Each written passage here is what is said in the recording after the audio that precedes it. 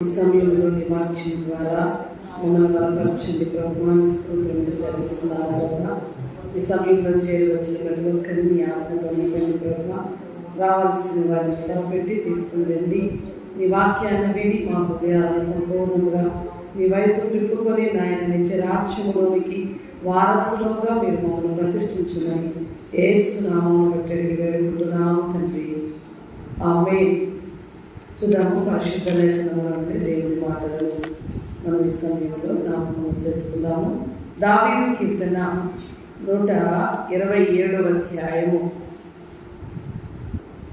127వ అధ్యాయము 3వ వచనాన్ని మనము చదువుదాం.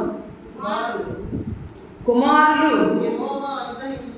యెహోవా అనుగ్రహించు స్వాస్థ్యము, గర్భఫలము, ఆయన ఇచ్చు బహుమానము, యవన కాలమందు పుట్టిన కుమారులు బలవంతుల చేతిలోని బాణము వంటి వారు, వారితో తన అమ్మల పొది నింపుకొనిన వాడు ధన్యుడు. దేవునికి మహిమ కలుగును గాక.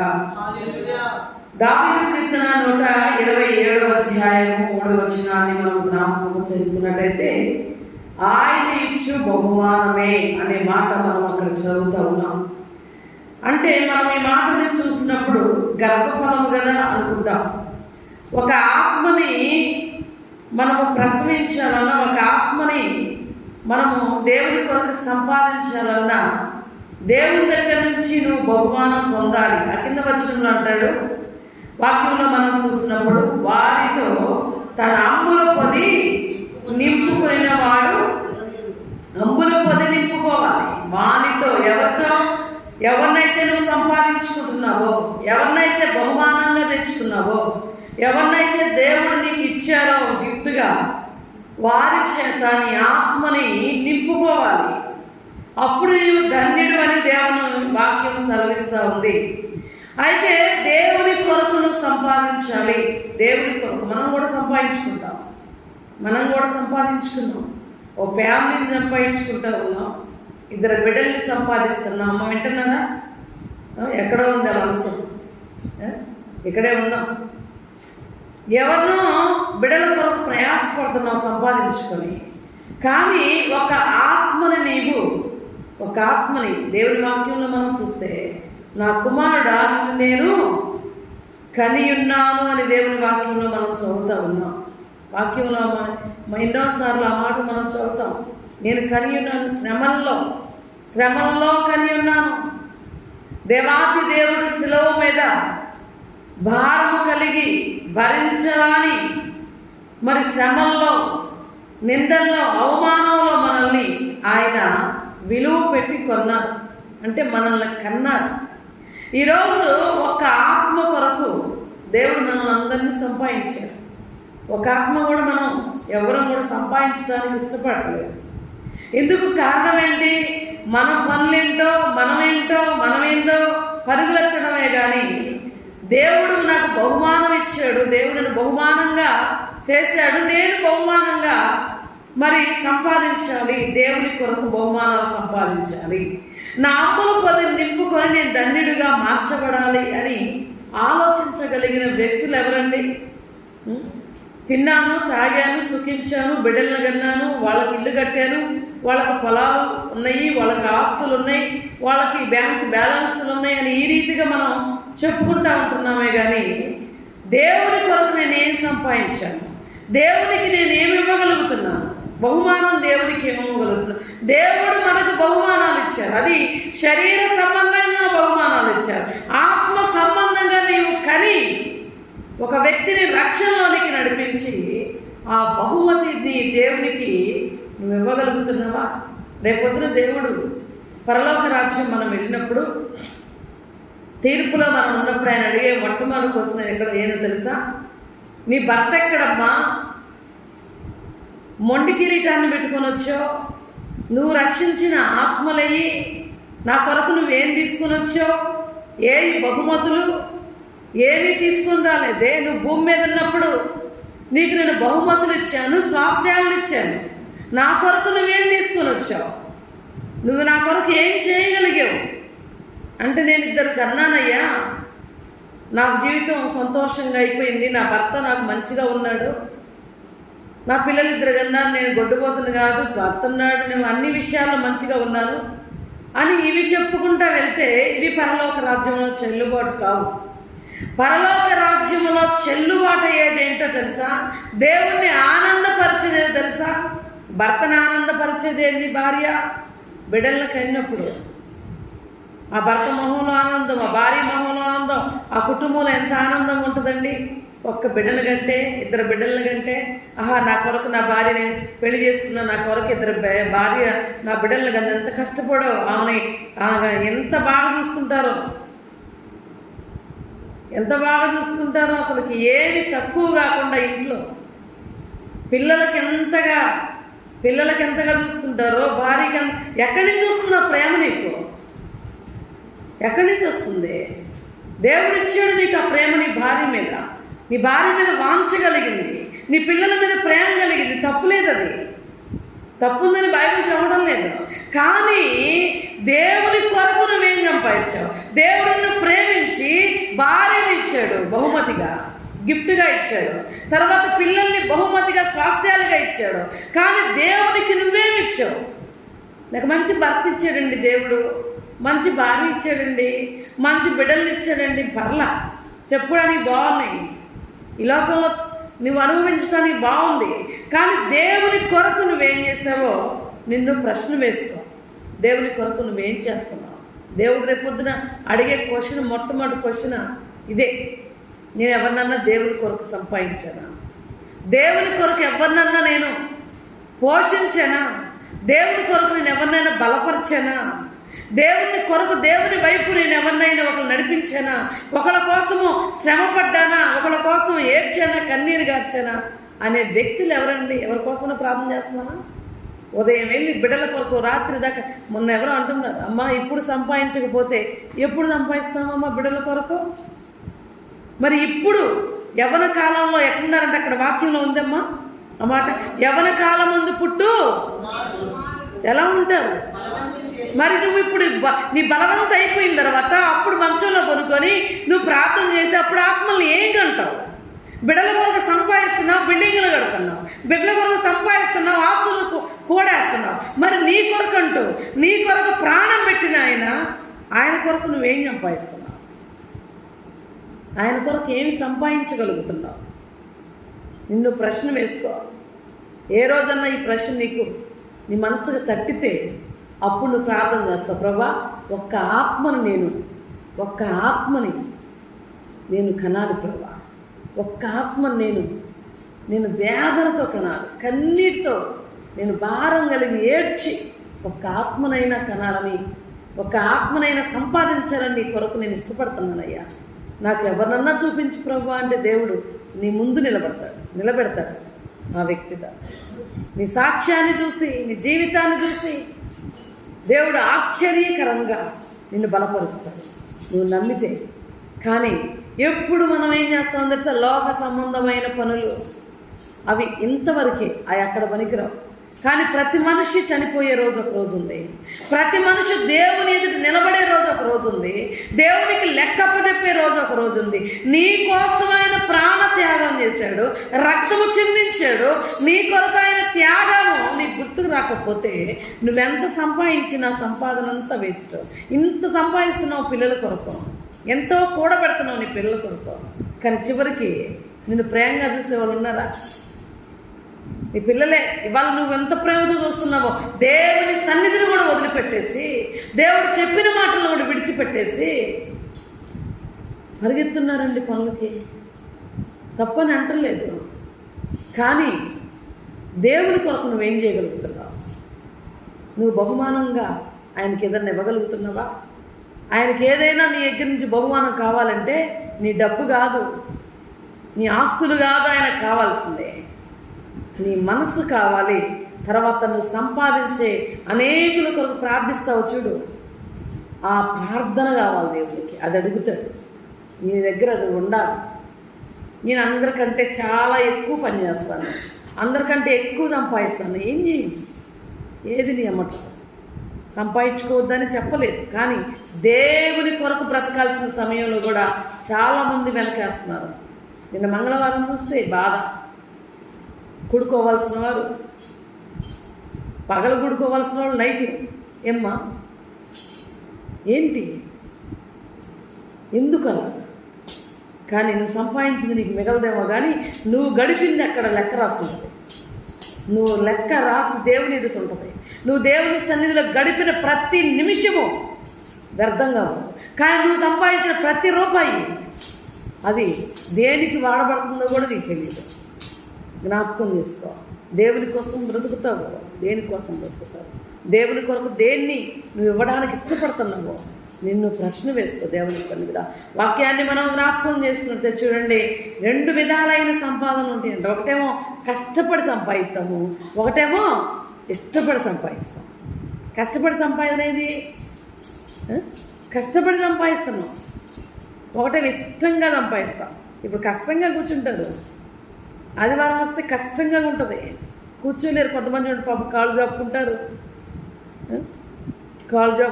నడవలేరు. అదే పనికి బొమ్మను రాత్రి అంటున్నారు, ఎట్ట కొడతారంట అట్ట కొడతారంట ఆకులు.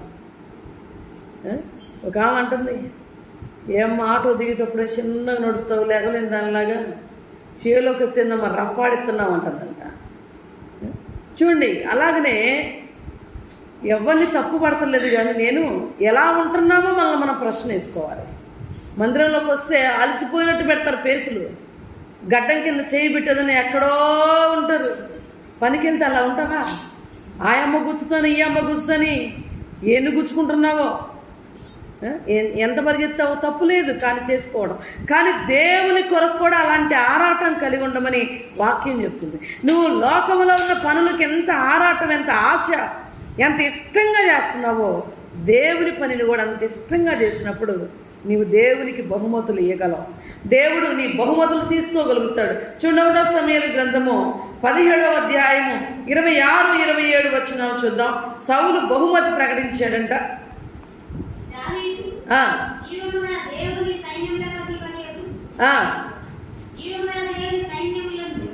1వ సమూయేలు 17వ అధ్యాయము 26, 27 వచనాలు.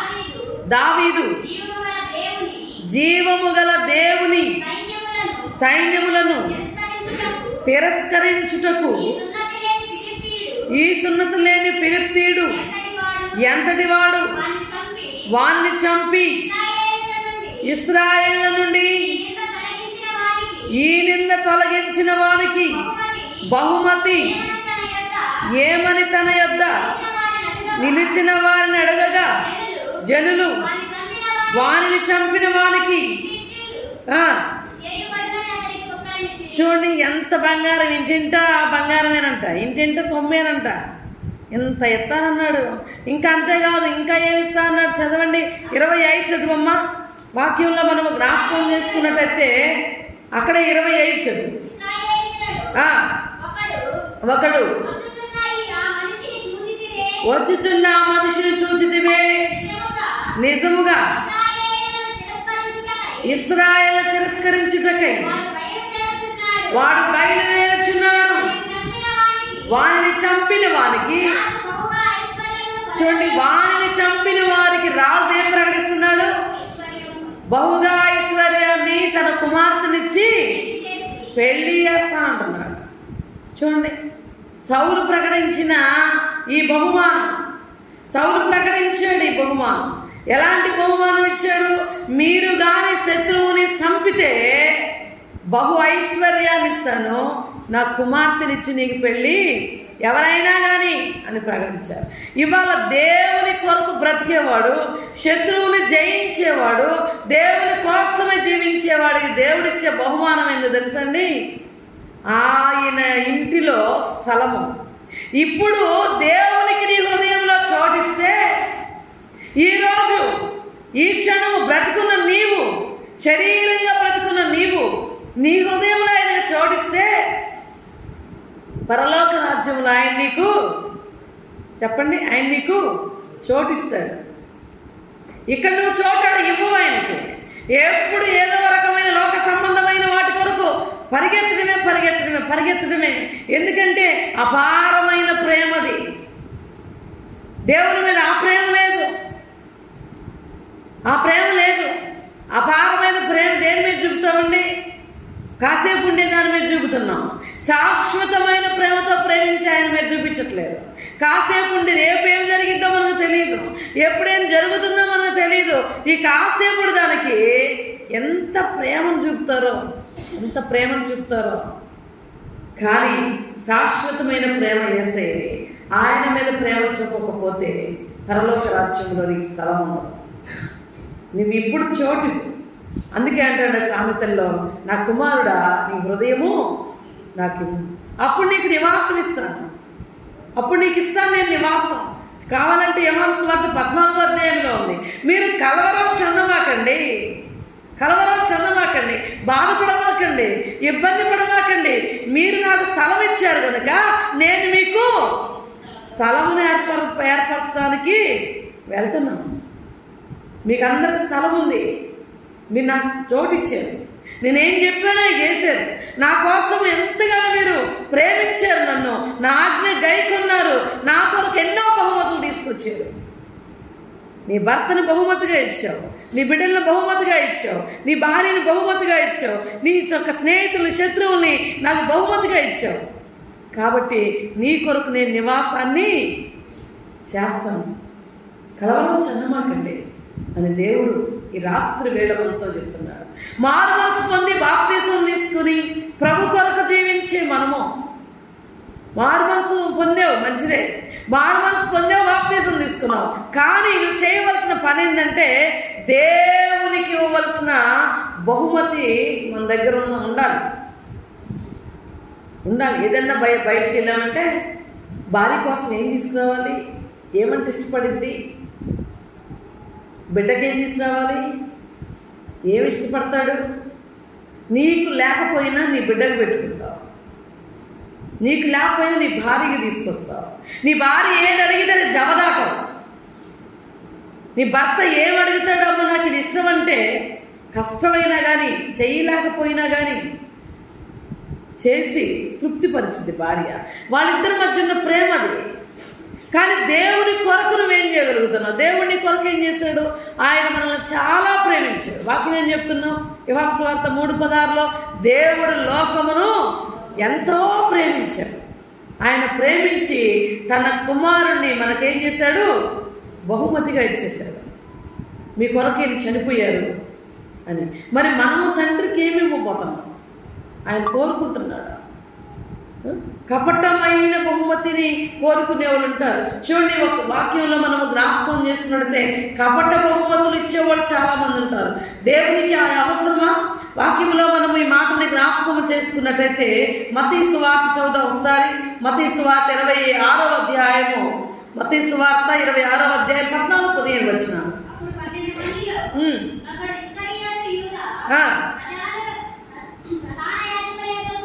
ప్రధాన యాజకుల యొద్దకు వెళ్ళి చూడండి అడుగుతున్నాడు. నేను ఆయన మీకు ఇస్తాను. ఆయన నా మాట నమ్మారు. ఆయన నేనే చెప్తే చేస్తారు. నేను కనుక్కుంటాను ఆయన ఎక్కడికి వెళ్తారో, ఏ సమయంలో మీకు అప్పగించాలో నేను ప్లాన్ వేసుకుంటాను. మీరు నాకేమిస్తారు అని చెప్పి బహుమతుల కోసం ఆశపడి ప్రభువుని ఏం చేశాడండి? అప్పగించాడు. ఈరోజు నీవు రక్షించబడి మారుమనసు పొంది ప్రభు కొరకు జీవించవలసిన నీవు దేనికో దేవుని నామాన్ని అవమానం వచ్చేటట్టు చేస్తూ ఉన్నావు. చాలామంది మారుమనసు పొందుతున్నారు, రక్షించబడుతున్నారు. ఆదివారమైన పని ఉంది అంటే వెళ్ళిపోతున్నారు. యోధా కంటే భయంకరమైన జనాలు మందిరాల్లో ఉంటున్నారు. యోధా కంటే భయంకరంగా దేవుణ్ణి అప్పగిస్తున్నారు. వారమంతా పని చేసుకొని ఆదివారమున పరిశుద్ధముగా ఆచరించమని దేవాది దేవుడు తన వాక్యంలో తెలియపరిస్తే ఒక్కరోజు మనం ఉండడం ఇంకేం బహుమతులు ఇస్తాం ఆయనకి? ఇంకేం బహుమతులు ఆయనకి ఇస్తాం మనం? ఆదివారం ఒక్కరోజు ఉండడానికి ఎంతగా మనం ఇబ్బంది పడతామో నేను కూడా చూస్తున్నాను. నేను కూడా ఎవరిని ఏమన్నా ఆదివారం చాలా చెప్పాను. ఆదివారం మీరు దేవుని సన్నిధిని అశ్రద్ధ చేయొద్దు. అశ్రద్ధ చేస్తే మీరు అనుకుంటున్నారు నాకేం జరగలేదు కదా, నేను బాగానే ఉన్నాను అనుకుంటున్నాం. దేవుని స్థలములో చోటు కోల్పోతున్నాం. దేవుని దగ్గర ఉండడానికి అర్హత లేదు నీకు. ఒక వారమే కదా, రేపు వారం ఉందాంలే, మళ్ళీ తర్వాత యథావిధే. చెప్పిన వారం ఉంటాం, తర్వాత మళ్ళీ ఒకటే. కానీ క్రైస్తవుడు ఒక నిర్ణయం తీసుకున్నాడంటే మన ఊపిరి పోతేనే ఆలయంలో అడుగు పెట్టకుండా ఉండాలి.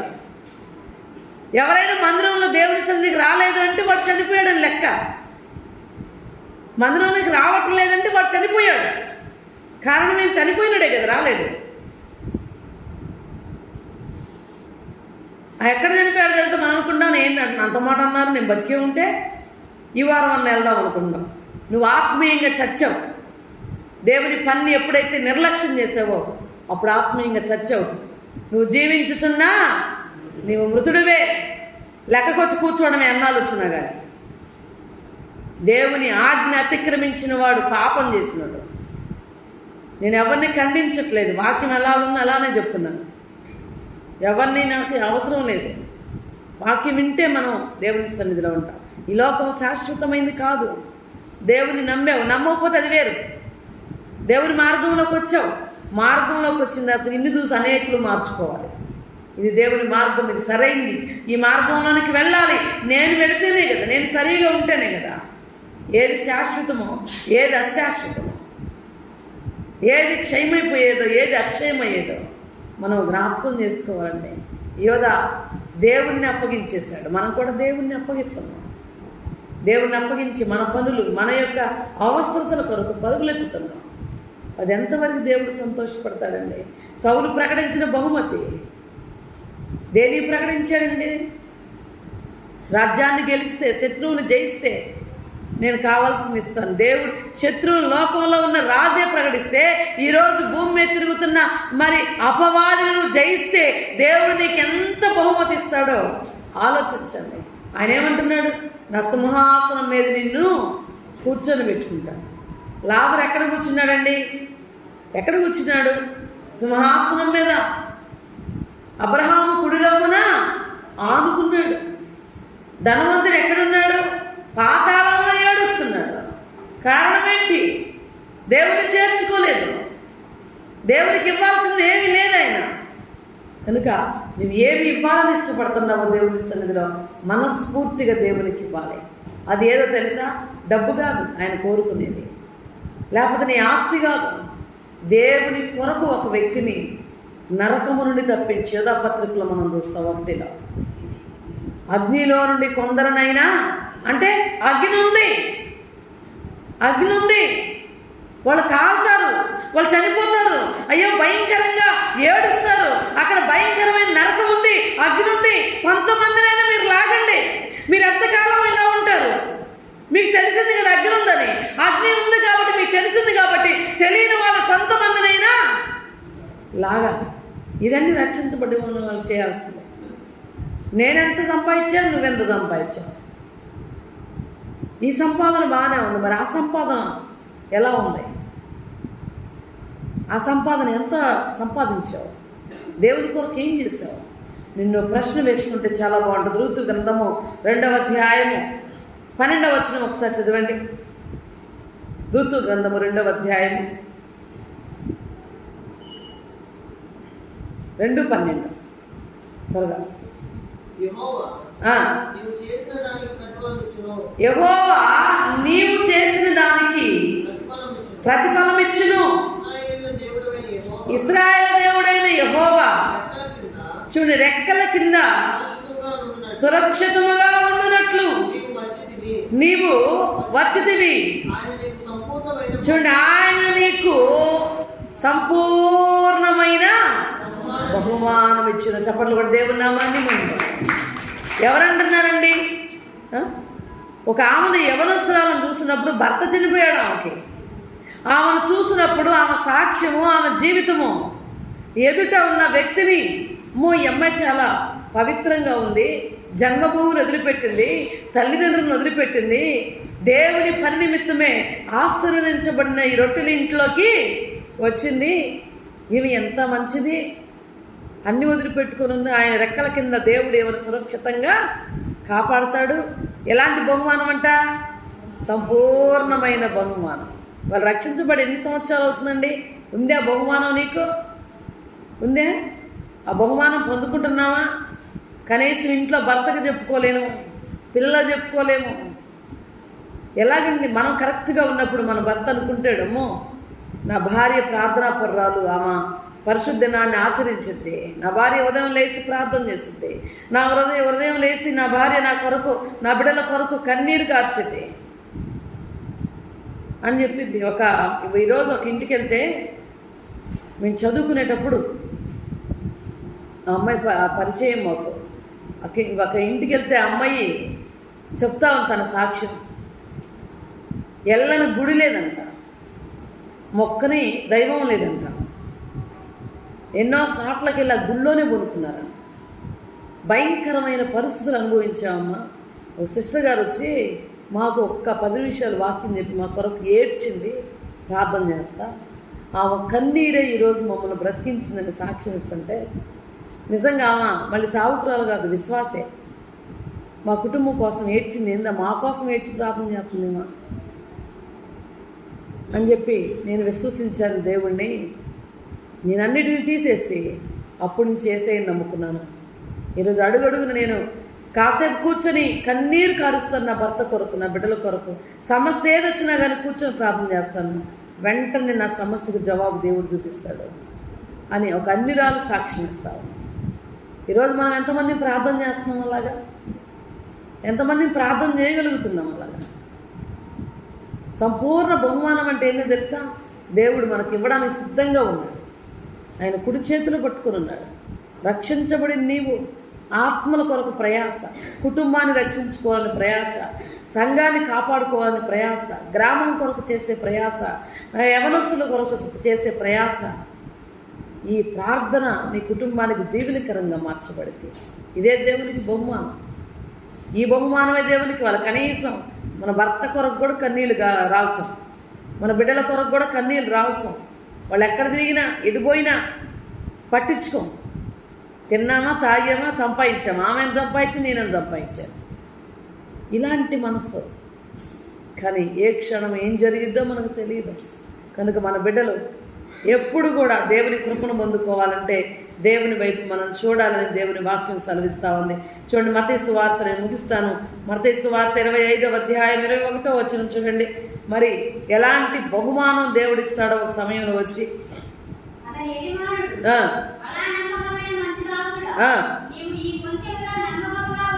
పనివాడు జీతానికి కొంచెంలో నమ్మకంగా ఉంటాడు. కొంచెంలో విశ్వాసగా నమ్మకంగా ఉండి దేవుని సన్నిధిలో దేవుడిని కరుణిస్తాడు, దేవుడిని కాపాడతాడు, దేవుడు నాకు ఇస్తాడు. దేవుని వైపు చూడు. బడా మంచి దాసుడా, నువ్వు కొంచెంలో వాక్యం చదివావు, నమ్మకంగా ఉన్నావు, దైవజనులు చెప్పారు, నమ్మకంగా ఉన్నావు, విశ్వసించావు, నువ్వు బాగుపడ్డావయ్యా, బడా మంచి నమ్మకమైన వాడా అని దేవుడు ఒకరోజు నిన్ను నన్ను పిలవడానికి ఆయన ఇష్టపడాలి అంటే మనం నమ్మాలి. ఈ వాక్యాన్ని నమ్మలేదనుకోండి, మనం ఇక్కడ కూర్చోవటం వేస్ట్. వాక్యాన్ని నమ్మాలి. నీ చేతిలో ఉన్న బైబిల్ సామాన్యమైంది కాదు. దీని ఏదో తీసుకెళ్ళి అక్కడ గూట్లో ఎక్కడ పడితే వేస్తున్నావు. ఇది దేవుడు. యోహాను సువార్త 1వ అధ్యాయం 1వ వచనం చూస్తున్నాం. వాక్యమయ్యున్న ఫోటోలు కాదు దేవుడు, వాక్యమయ్యున్న దేవుడు. వాక్యమైన దేవుణ్ణి నువ్వు లక్ష్యపెట్టు. విన్న మాటల్ని నీ జీవితంలో తీసుకో. ఏం వింటున్నావో వాటి ప్రకారం జీవించడం నేర్చుకో. చాలామంది బైబిల్ అంతా చదివేస్తారు కానీ ఒక్కటి దేవుని కొరకు చేద్దాం అనుకోరు.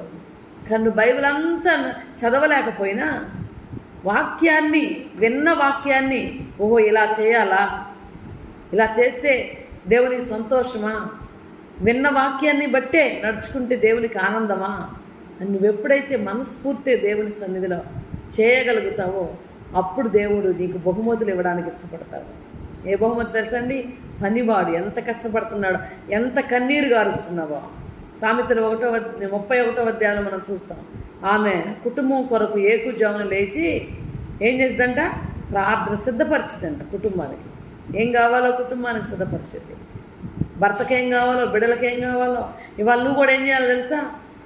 భర్త కోసం ఏం కావాలో సిద్ధపడుతున్నావు, బిడ్డలకు ఏం కావాలో సిద్ధపరుస్తున్నావు, కానీ వాళ్ళు ఆత్మీయంగా బలపడడానికి సిద్ధపడలేదు. వాక్యంలో రాసింది ఎందుకో తెలుసా? ఈ కూడు గుడ్డ కోసం కాదు వాక్యంలో రాసింది. నా భర్త పనికి వెళ్ళాడు, ఆయన ఆరోగ్యంగా తిరిగి రావాలి. నా బిడ్డలు స్కూల్కి వెళ్ళాడు, వాళ్ళు ఎక్కడా కూడా ఏ పాపంలో జీవించకూడదు. సాక్ష్యం ఇవ్వాలి తల్లిదండ్రులు. అలాంటి దేవుని ప్రేమను పంచేవారంగా కుటుంబాలను, సంఘాల్లోనూ అనేకులకు దేవుని ప్రేమను పంచేవారంగా దేవుని ఎదుట మనం ఉండాలని దేవుని వాక్యం సెలవిస్తూ ఉంది. అందుకే ఆయన అంటున్నాడు, నువ్వు పని చేస్తున్నావా? అయితే నీకు నేనేమిస్తాను? జీతం ఇస్తాను. ఏ జీతమో తెలుసా? నువ్వు పనికి తగ్గ. నువ్వు కన్నీరు కారుస్తున్నావు, నీ కన్నీరు చూశాను. నీ భర్త కొరకు ఏడ్చి ప్రార్థన చేస్తున్నావు, నీ బిడ్డల కొరకు ఏడ్చి ప్రార్థన చేస్తున్నావు. ఒక ఆత్మని కనాలని, ఒక ఆత్మని నా కొరకు పెంచాలని, నా కొరకు నా దగ్గరికి తీసుకురావాలని కష్టపడుతున్నావు. కనుక నీకు నేను ఇస్తాను, నీ దుఃఖాన్ని దుడుస్తాను, నీ జీతానికి నేను నీ పనికి నేను జీతం తప్పనిసరిగా ఇస్తానని ఒకరోజు దేవుడు ఇస్తారు. అప్పుడు ఆనందంగా ఉంటాం. ఏడ్చేదాన్ని రూమ్లో కూర్చొని ఏడ్చేదాన్ని. అనేకులు చూసిన వాళ్ళు ఎప్పుడు కొంపలో ఏడుస్తూ ఉంటుంది, ఎప్పుడు కొంపలో ఏడుస్తూ ఉంటుంది. మనుషుల దగ్గర పోవాలా, ఎవరి దగ్గర సహాయం కోరలా, పని చేసుకోవడం, వెళ్ళి తలుపులు వేసుకోవడం, నిద్రపోవటం. ఈరోజు ఏం చేస్తున్నామండి మనం? చాలామంది స్త్రీలు పని ఎప్పుడైపోయిద్దా వెళ్ళి మంచం ఎప్పుడు ఎక్కుతారు, ఇదే. కానీ దేవుని కోసం చేసింది వ్యర్థం పోతాం. నువ్వు కన్నీరు కార్చు దేవుని సన్నిధిలో.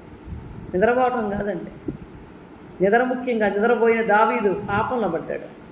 చాలామంది పాపం నేను బలహీనరాలే వెళ్ళి కాసేపు కొనుక్కుంటాను అనుకుంటాం. కొనుక్కోవటం వల్ల నష్టపోతాం. ప్రార్థన చేసుకో, పాటలు పాడుకో, దేవుని మాటలు విను, దేవుని మాటలు నీ జీవితంలో తీసుకో, ఆనందంగా దేవుణ్ణి ఆరాధించు.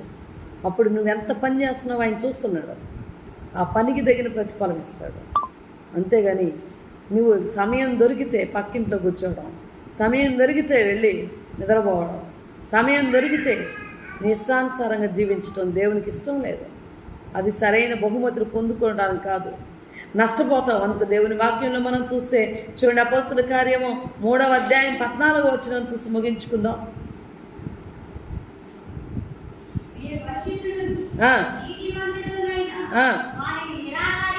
3:14 నీతిమంతుడనైనా వారి నిరాకరించి నరహంతకుడైన ఫిలిప్పీలకు రాసిన పత్రిక 3:14 క్రీస్తు యేసునందు దేవుని ఉన్నతమైన పిలుపునకు కలుగు బహుమానము పొందవలనని ఏం చేస్తున్నారంట? గురు ఉండాలి మనకి. గురు లేకుండా పరిగెత్తకూడదు. అప్పుడు నువ్వేం చేస్తావు? గురు యొద్దకు పరిగెత్తే ఏం కావాలో దేవుడు నీకు అప్పుడు ఇస్తాడు. కనుక ఆ బహుమతి పొందాలంటే నువ్వేం చేయాలి? గురు యొద్ద. నీ గురి ఏంది? పరలోక రాజ్యం, దేవుని సన్నిధి. దేవుని సన్నిధి నీ గురి కావాలి, గురి పెట్టుకోవాలి.